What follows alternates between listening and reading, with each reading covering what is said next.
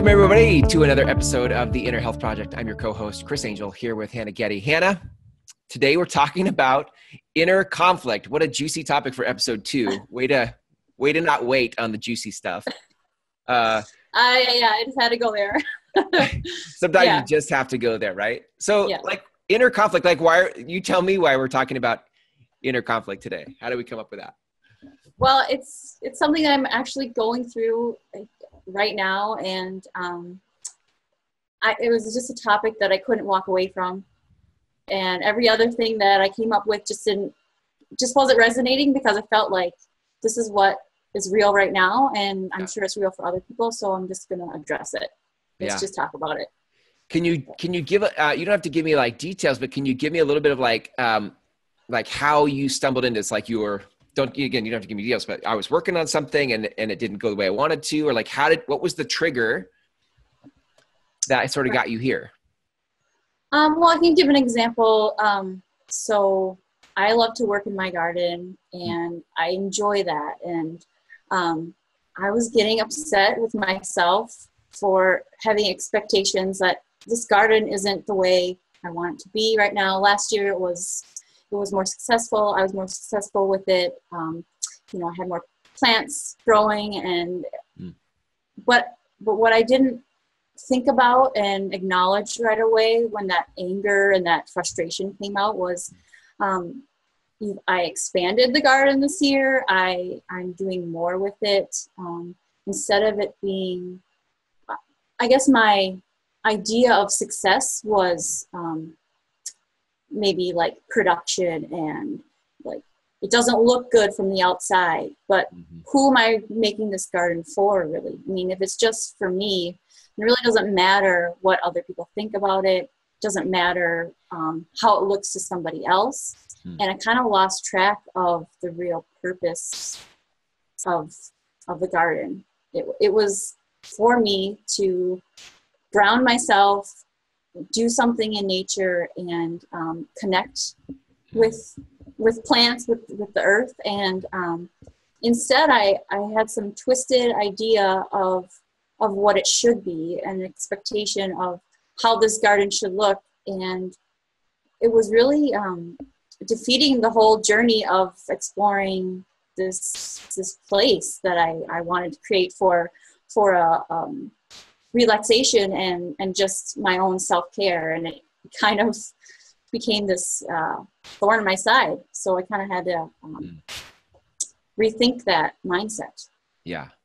It's such a good, that's a real life. That's happening for you, right? In your garden. Like you're actually having those thoughts about your garden, right? Yeah. And there are other things that probably happen for you in life right now that aren't the garden. There are other things that are triggers for you, right? But this is such a great example of, it doesn't really matter what the story is. You can insert whatever trigger there is for you, but this is because this overlays perfectly with whatever somebody's experiencing. Yeah. And that kind of triggered other things in my life. Emotions were coming out, like anger and frustration, and then in the next minute I wanted to cry, like just these real visceral emotions that are coming out, and I didn't know exactly where or why they were coming out. And I don't think that's, at the time, I don't have the answers all the time, and at that point, even right now, I don't know where they're coming from. I'm still kind of in the middle of processing everything that's going on, and just getting to a place where I feel comfortable with, okay, this is what's going on right now, so I'm just going to roll with it and not really judge what's coming out, but just let it come out. Yeah, so. That's so good. I know I've spent a ton of time in life deflecting or hiding from, not paying attention to, medicating from the things that pop up, right? Like uncomfortable. It's very uncomfortable to have a vision in your head of what you want, whether it's your garden or it's your life or your relationship or your money. There's a vision of what you want. And then you look at it and you go, this is not going the way I want it to go. And then these uncomfortable feelings come up, and it's very easy to try to not feel those. Right? Yeah. Yeah. And then you have to ask the question, okay, are these expectations or my goals or my ideas where I want to be? Yeah. Are they really mine? Or are they coming from what society thinks it should be like, what I perceive as what is successful, not really what is successful to me? And I kind of have to reevaluate what does success mean to me? I mean, money for me, like even in business, and I know for a lot of people, money seems to be like, well, if you've got money, then you're successful. But is that really what success means for me personally? Right. And no, I mean, money is just a byproduct of whatever you're doing, but for me, it's more about connection and like feeling fulfilled. Yeah. So I feel like part of what you're saying is like, or in what you're saying, there's in any, I'm going to call it a breakdown or frustration, or anytime there's an upset that's happening, there's like it's an opportunity to see or to investigate why, like what agreements do we have? What is it really our beliefs? Is it really our thing? Or did we just kind of adopt that early on in life? Because every time there's an upset, there's a chance to look at why are we upset and where did we create the agreement or the expectation that it would be something different? Right? Yeah, exactly. Yeah. Do I really have an open mind, or is this a program thought, or is this something that I learned? Right. And is this a lie that I've been believing? That isn't serving me and it's hindering me, and it's really not letting me bring out my true purpose and create what I want to create in life. Right. So. I think too, like when you bump into those kinds of disappointments because of some expectation that you actually don't know where you got the expectation, but somehow you brought it with you, that it actually cuts off the creativity of what you could create. Like if we go back to your garden, and somewhere you just get the expectation that a garden, like money, should be plentiful. And my garden should have lots of fruit and flowers and other things that I put in the ground. I planted it, so it should grow or whatever, right? Yeah. I've been working, so I should have money. Yes, exactly. Yes. Right? Yeah. And if you look at the garden, things do grow. They just might not be what you planted. Right. You know, there's always going to be weeds that are going to grow in there. And it's going to be bountiful and it's going to be prosperous. But it's like you're just only focusing on a certain type of plant. You're not acknowledging the beauty, or at least I wasn't acknowledging the beauty of how much life just pops up and creates. And in between all these weeds, I'm finding, there's some chamomile from last year that popped up, and there's some potatoes that came back, and some, cucumbers that I didn't plant, but they came back on their own. The seeds were there. The seeds were in the ground. They just needed a chance to grow. Yeah. So, that's deep, Hannah. That's really, I love that because, I think, again, like I said, if you're so focused on the specific outcome that you're trying to produce, you actually miss all the other fruit that pops up, right, in your life, right? Yeah, that's a good connection. Yeah, you miss out on those gems that are hidden. Yeah. You're not seeing the forest through the trees, or, you're just focused on So I think there's a gift in that, which is like, okay, if we can pause for a minute and just look at other things that are happening and be grateful for the fruit that has shown up. That's one piece. The flip side is I don't want to just leave people hanging with, okay, so you just have to suck it up. Like, you have to get whatever life gives you. Like you have no power to affect change. I don't want to say that.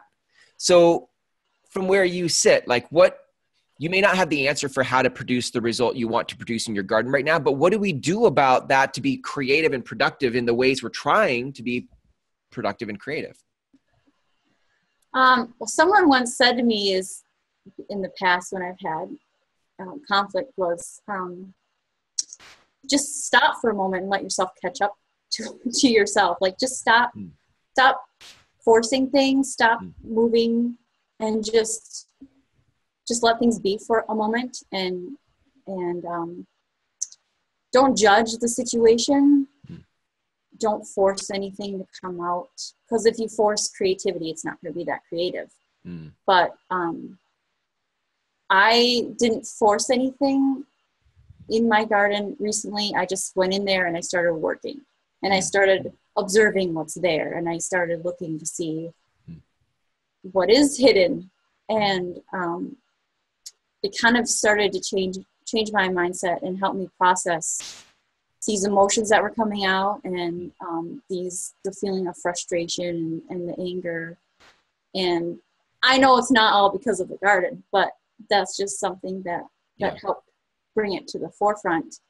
And I don't know what the answer is at this exact moment right now, but I'm still just allowing things to come out and not judge myself for it, and just kind of observe it a little bit, and just allowing me to feel this experience, not numbing it, not pushing it away. And it's almost as if I had to address the conflict and the uncomfortableness before I could even do anything else. It was like, all right, I need to just sit down and just either, I like to write and journal. So just writing, I'm feeling this way right now, and just getting it out. And I may never read it again, but that doesn't matter. It's out. It's out of my head. It's out on paper. I can go burn it later if I want to, and just kind of just release it and let it go, and just kind of getting things out so I can allow new insights to come in. I love that. I think that, people can come from different walks of life or beliefs of things. If you think of the concept of karma, or like a karmic a lesson that keeps showing up. Like if what happens is in life, we go through life and things happen that are disappointing and we don't like it. And then we resist it. And we're like, it shouldn't be this way. And I'm going to keep doubling down on my effort and forcing this through the way I want it to be. Right. And then it still doesn't go the way we want. And rather than be with the feelings we're having, we just double down on effort. Or maybe what we do is we look to substances, or maybe there's all sorts of ways we can numb. Yeah. Right. Then what happens is, I think life school keeps bringing the lesson back for us. Like, hey, remember when you get frustrated with your garden? Like, you next spring, next summer, you go back to your garden. You're like, it's still not the way I want it to be. Right. And we keep getting this opportunity to actually look inside for what is this bringing up. That's why I love like this whole thing about inner health. Like inner health, it's not like you have to have an answer. You said like, I don't have the answer. I think part of the answer is what you're pointing to, which is just be with what's there for you and try to find the lesson in it. Yeah. Yeah. Just discover what is your uncomfortableness, what is causing the disease in your life, because the first step in getting through a problem is having awareness of it and acknowledging it. Because if you're not even willing to do that, then it's just going to keep coming back. Like you said, the karma is just going to keep coming back. Yeah. Yeah. I love it. Well, I think this is, well, if I were to be like, let's just be transparent for a minute. Like, in our email exchange leading up to this interview, it was kind of like, hey, I'm not sure about this episode. Like, things aren't smooth. Things aren't great. Like, and I think the gift of this episode is that you being transparent with the uncertainty of whatever all of it is, right? It doesn't matter who you are and where you're at. Like there's always that at play. And so the more we as people can navigate our feelings and the upsets and the turmoils and the triggers, because that doesn't stop. That's just a part of life. The more, I think the more inner health we are able to actually create. And I think inner health leads to outer health. Right. Right. Yeah. So anyway, I guess I'm saying thank you Thank you for being transparent, because your transparency gives us permission to be transparent as well. Yeah, I wanted to be real, and this is me right now. This is what I'm going through, and yeah. And if other people feel like they got something out of it and it helps put things in perspective, then that's awesome. So, what are some, if I had to think about something tangible or practical to go, so let's say, so somebody listening to this is in a space as well where they're like, there's an upset. It could be around a relationship, could be money, could be their career, could be their garden. yeah. What is something that they can tangibly do? There's like the being side of life, and then there's the doing side of life, and we balance both, the yin and the yang of that. We do both. What is something people can do to be with this, the situation? Well, if there's any activity that you like to do that you can just kind of process while you do it, like going for a walk, or if you like to garden, doing that. Just something that's easy, that you can kind of get lost in the task, but also give your mind the ability to wander, and then you can kind of process things, or you can journal it out. I like to do that. And then just let things come out as they come, and just observe them. And you might not be able to articulate or understand what's coming out right then and there, but for me anyway, sometimes it just takes a while to process what's going on. So